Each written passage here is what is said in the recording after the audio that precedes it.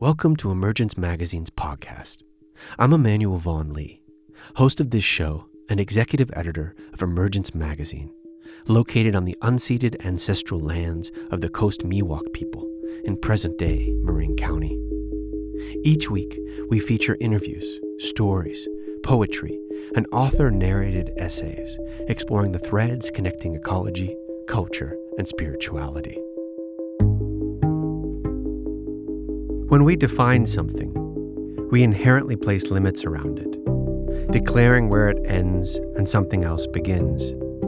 And yet, we increasingly learn, through mycology, biology, ecology, and oftentimes through our own spiritual experiences, that the boundary between life and death, existence and non-existence, is porous. One bleeds into the other. The border is not fixed. These two things shift in relationship to each other. And often we are disturbed by the ambiguity of this, how close life sits to the margins of death. And so we often find ourselves shunning decay, turning away from the life that can be found within it. Keeping vigil by his dying father's bedside, ecosystem ecologist Liam Heneghan contemplates the blurred edges of life and what vanishes and what remains when life tips into death. Turning to the lessons of decay evident all around us, leaves, solar systems, friendships, our own aging bodies, he sees the inescapable laws of entropy, the circles of chaos and order, oneness and multiplicity, creation and destruction that govern all that is. He writes, "The four elements, earth, air, fire, and water, are harmonized by love. Strife is the force of dissolution. One becomes many.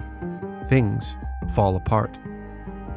And he comes to understand, as his father's elements disperse into air and soil, that all that flourishes returns to earth, that in decay, something always endures.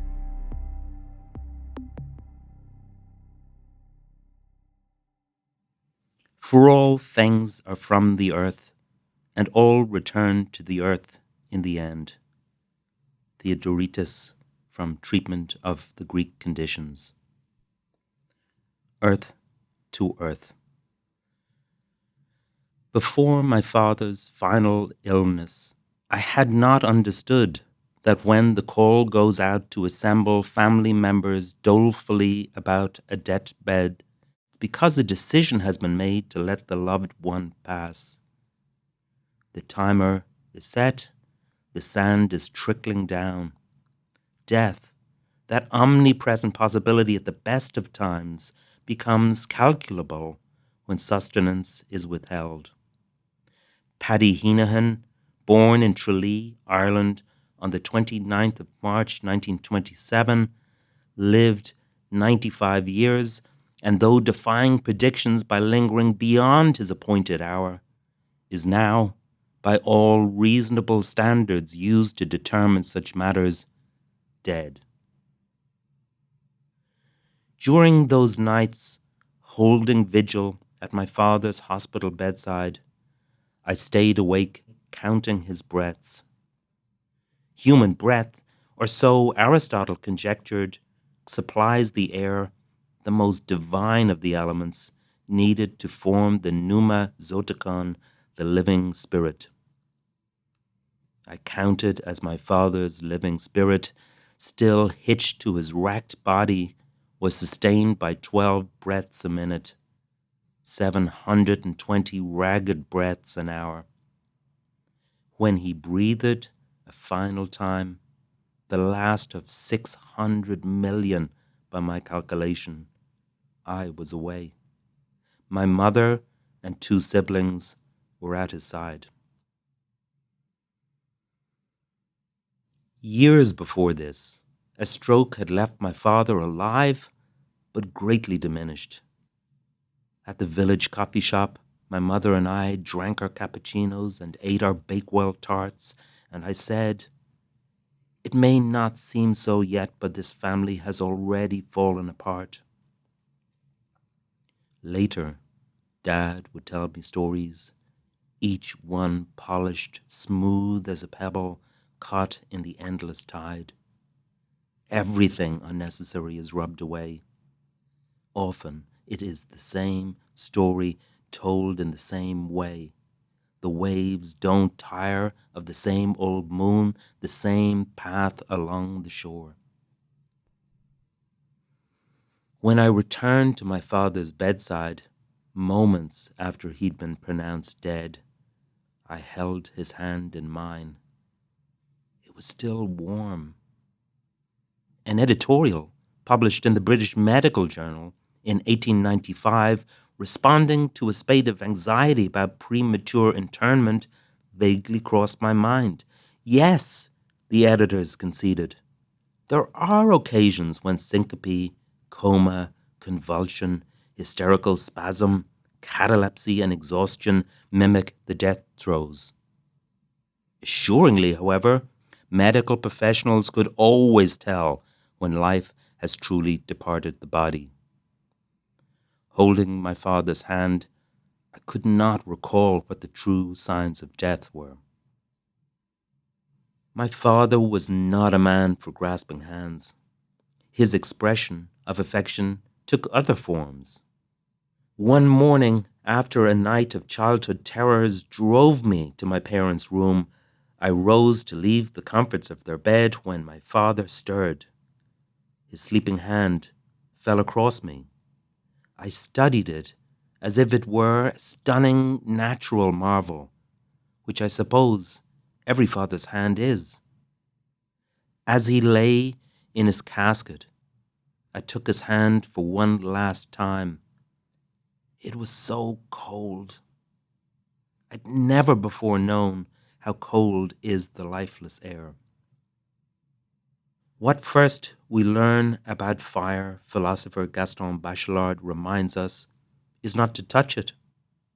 Fire, however, was the last element to engage my father's remains. So hot is the cremation chamber that a body is mostly vaporized rather than burned. Although my father's mill bones were returned to us, I preferred to think of him in that elemental stream released from Mount Jerome crematorium, spirited across Temple Ogue, and carried across the land. Perhaps a measure of him made it home to Tralee, to live on there, bound to the earth of the Maharis. What is life? What is death? Impossible to embrace life without gathering an armful of death. I mean this conceptually, definitionally. If to define something puts boundaries around that thing and says, this far, but no further, then it is clear that life and non-life are engaged in constant border skirmishes. If fire, for example, isn't alive, then why do we, in English, insist on feeding it? If earth isn't alive, why call her mother? That life at the margins of its definition bleeds into the never alive should not unnerve us. Blurred boundaries also circumscribe philosophy, culture, art, even death itself. Physicist Erwin Schrödinger's short book, What is Life?, is based on lectures he gave in Dublin in 1943. In it, he claimed that life's essential property is its thermodynamic improbability. We should question how life evades the decay to equilibrium. Why don't we instantly fall apart? After all, to be consistent with the second thermodynamic law, all things are fated to decay. Schrödinger's answer to this question is profound and straightforward.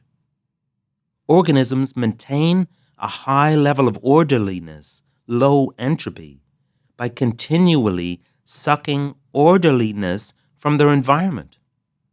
The living and the non-living are indissolubly linked.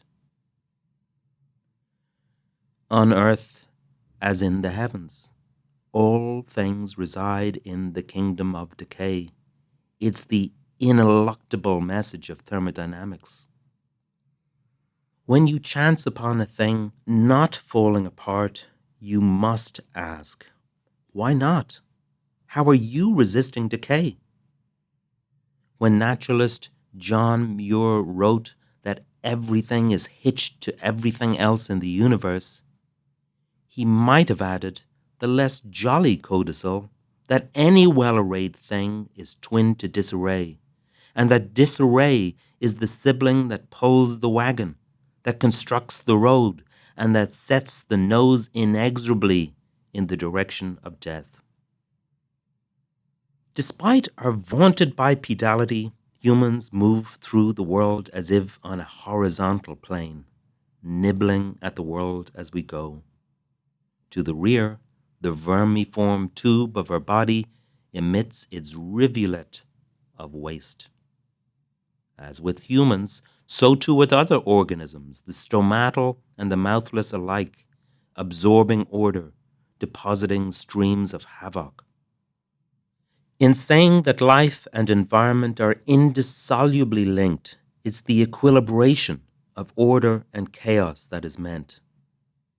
Human uniqueness stems not from our being disruptive. Rather, it's the pace and scale of our action that is distinctive. Before James Lovelock speculated about the nature of a homeostatic, life-sustaining and planetary-scaled entity, that is, about Gaia, he investigated the physical basis of life detection tests.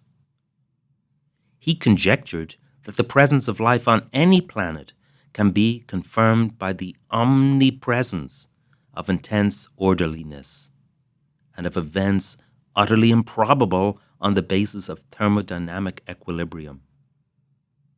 A source for this suggestion? Erwin Schrödinger's What is Life? If Lovelock was correct, then Earth is maintained by the exhalations of all life combined. Earth is ordered on a grander scale than was previously scientifically imagined. A planet is dead when a steady state equilibrium is reached for all its chemical potential. On the intimate scale, an organism dies when it ceases to organize its environment and is itself reorganized by its environment. To put the matter differently, an organism or a planet dies when it endures a surfeit of decay over production. Death, like life, is not a matter just for the isolated individual. Rather, death is a cosmic affair. For all of that, the moment of death remains both misery and mystery. It is when the ghost leaves the machine. Love and strife. The pre-Socratic philosophers Leucippus, 5th century BCE, and Democritus, mid-5th to the 4th century BCE, conjectured the existence of immutable primary substances, uncuttable elements, the atoms, moving through the void. Changes in plural forms, the compounded multiplicity of nature, stem from the aggregation growth of atomic structures and their subsequent dissolution, decay.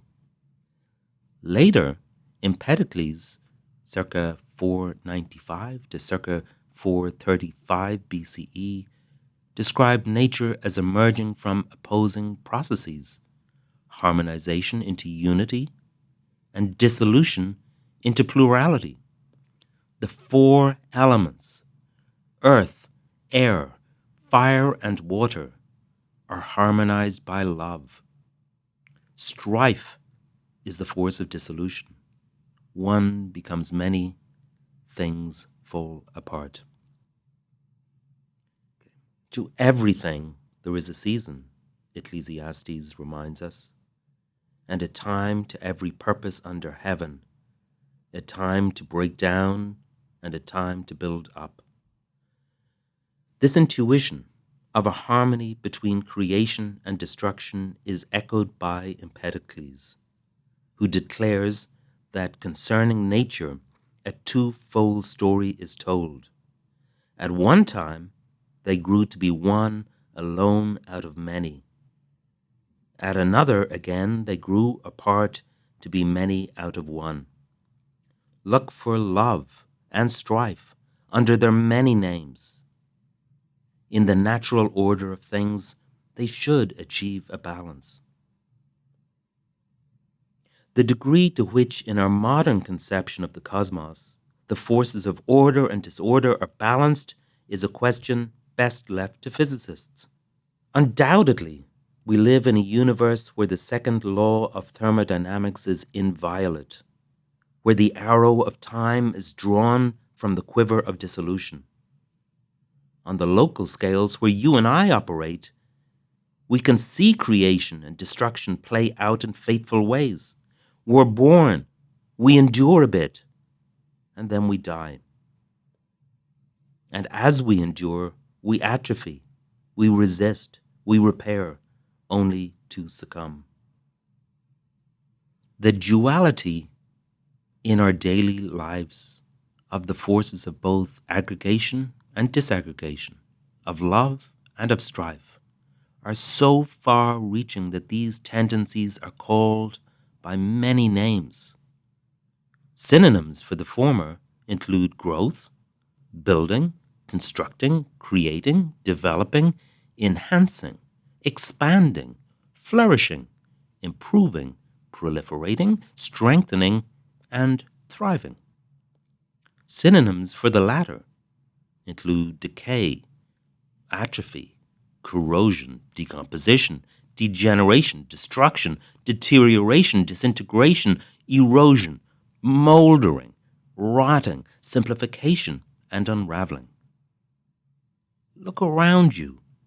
For each object that comes into view, ask which of these phenomena is in ascendancy. What is the state of affairs in your immediate surroundings? A conceptual struggle that is foundational to ancient philosophy remains a contemporary preoccupation. How to reconcile the unity of growth and the plurality ensuing from decay? Does inequity prevail in our intellectual interests concerning these poles? A possible means of quantifying the balance is to trawl the literature of the natural sciences for evidence. Thus, in the titles of scientific papers published from 1975 to the present, I searched for the occurrence of 16 synonyms of both unity growth and plurality decay. 348,733 papers relate to unity growth, and a mere 44,303 on plurality decay. A skewed attention among natural scientists to growth is understandable. Scientific endeavors are largely pragmatic affairs.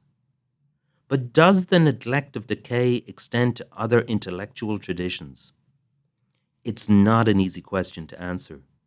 The key synonyms I previously used to explore growth and decay are not especially relevant for philosophy, for example. But do ideas of growth and decay not also evoke reflections upon both life and death? Analyzing the publications of biologists reveal that they discuss life twice as much as death. In contrast, philosophers are 4 times more likely to discuss life. A return to earth. All that flourishes returns to earth. For a short duration, entities are hoisted up upon the world's thin rind, flourish for their moment, and are promptly resorbed into sediment. It's a lesson I learned young. Although I was not an overly morose child, I inclined in my early attitudes and later in research endeavors to decay rather than growth, to the mechanics of decomposition rather than production. Reflecting upon this shadow realm provides, I think, the resources to illuminate one's daily struggles, from mundane matters to those existential disquietudes that keep us awake at night. We shun death, we shun decay, even intellectuals may shy away. In the modern university, one finds life sciences departments.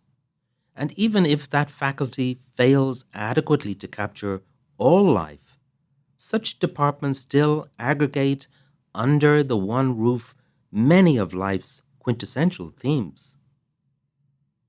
In contrast, death and decay scurry down far-flung corridors. Morbid themes are discussed fragmentarily in psychology, environmental science, philosophy, religious studies, social work, and even literary programs. As a result of this intellectual dispersion, when a loved one dies, I've found that the conceptual and spiritual resources were diffuse and inaccessible. For all of that, the lessons of decay are all around us. Dead bodies, sure, but also leaves, bridges, atomic nuclei, solar systems, cities, friendships, that carton of milk left unattended, the biodiversity of the planet, my aging body, the trellising of my skin, marriages, civilizations both ancient and contemporary, and driven by the inescapable law of entropic decay, the universe itself hurtles towards its heat death when all that is comes into final equilibrium.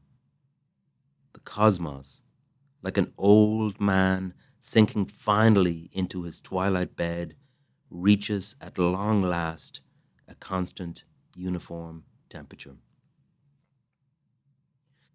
There's a moment during dissolution when the properties diagnostic of a decaying entity disappear. That once dark hair is now unambiguously gray. That once warm hand is cold. On a grander scale, a stressed earth may lose resilience. Such properties of entities not easily traced to those of its parts are termed emergent ones, the whole asserting itself beyond the essential features of the parts. But as things fall apart, when empedoclean strife prevails, what term might we use when the distinctive properties of the whole depart?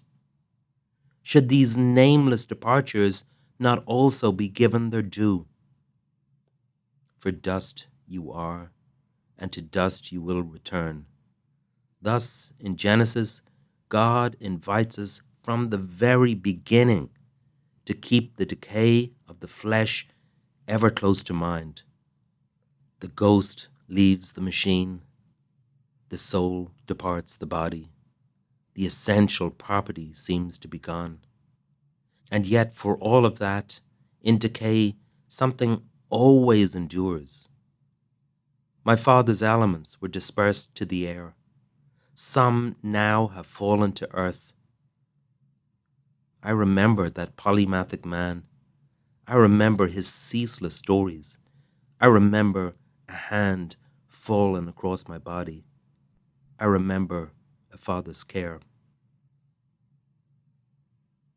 Each paragraph in this essay is 95 words, one word for each of my father's years on earth.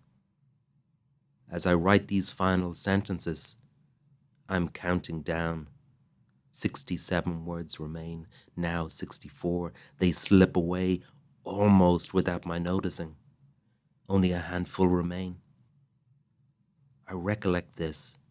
In his final months, as his memories faded, my father would suddenly recall stories from his youth. And not just any stories, but some of the richest, most entertaining stories, ones that had been buried so deep that he thought he'd never find them again. No words remain.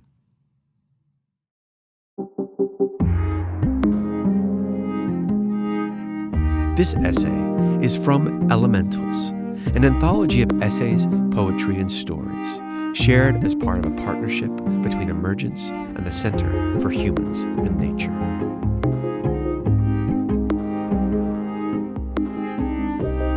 Emergence Magazine is an initiative of Calliopeia Foundation.